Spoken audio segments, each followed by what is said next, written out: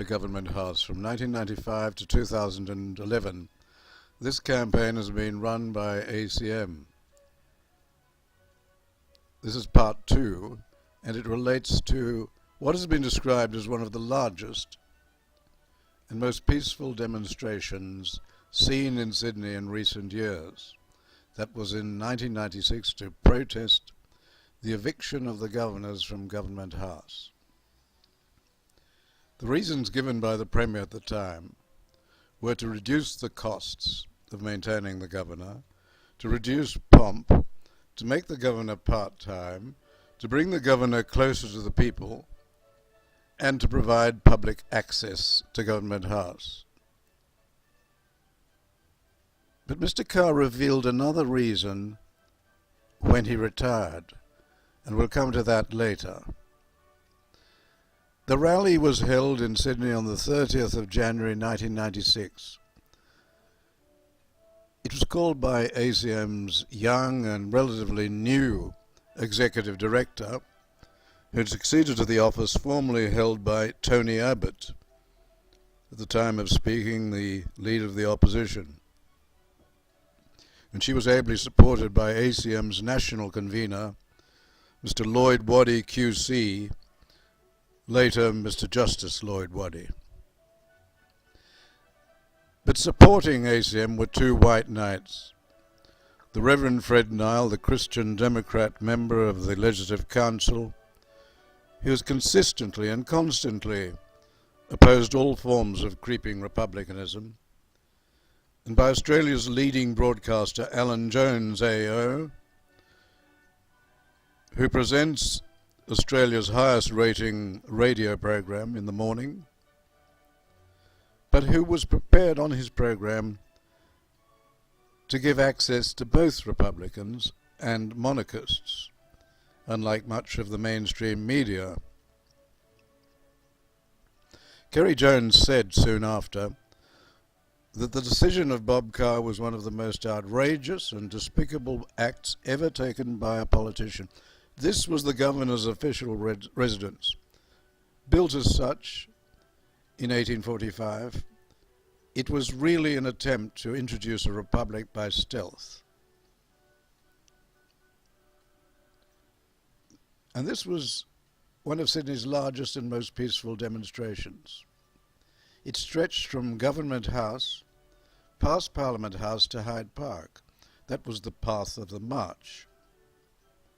People came from all over the state. They were bussed in, they flew in. The trains coming down from the North Shore were so crowded, some of them had to overshoot some of the city stations because of the crowds on the platforms, which were considered dangerous by the train authorities. Aerial shots confirmed the extent of the demonstration. It cost ACM $40,000, but over 20,000 people came out into the streets of Sydney, and a petition was signed by 60,000 people. A remarkable success.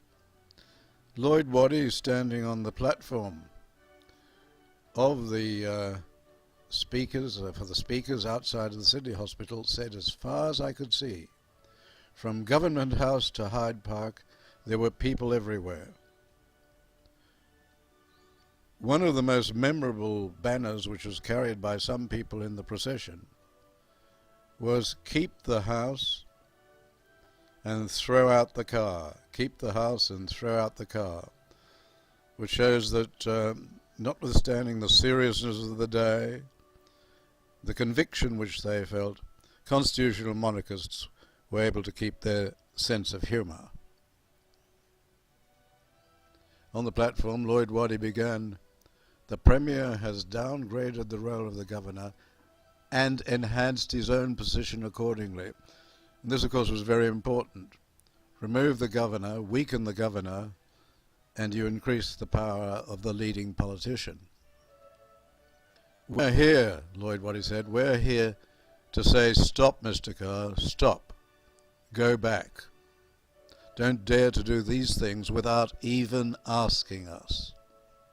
That was the point. Nobody was asked. Not the Parliament, not the caucus, not even his cabinet. The speakers on that occasion were from a broad field. The former Labour Lord Mayor, Doug Sutherland, spoke strongly. The leader of the opposition, Peter Collins, a Liberal who was a Republican, also condemned the eviction. Then, of course, there was the very popular Ian Armstrong MP, the leader of the National Party, and the speakers included the Honourable Bronwyn Bishop, a very strong and forthright monarchist, and from the RSL, its president, Rusty Priest, a popular figure in returned servicemen circles. An interesting comment made years later by the Hon.Rodney Cavalier, a former Labour minister, was this. He said, the spread of opposition, note that the spread of the opposition surprised Premier Carr. It brought home to Premier Carr, who is a lifelong Republican, the weakness of the Republican cause in Australia. Note that it brought home to Premier Carr the weakness of the Republican cause in Australia. Sir Roden Cutler, one of the most distinguished governors of New South Wales, a Victoria Cross winner, said this. He said it's a political push for a republic. But while we have a governor, give him some respectability, give him credibility. He is, after all, the host for the whole of New South Wales. This action, this eviction, is a degrading of the office and of the governor. Not only of the office, but also of the governor. Sir Roden Cutler, VC. ACM soon established a 10-point campaign. It has maintained that from 1996 to 2011. And that will be a feature of subsequent parts of this series. Return the governor, and you'll find that on the front page, an icon on the front page of www.norepublic.com.au. And those 10 points can be downloaded in a brochure and handed out to other interested people.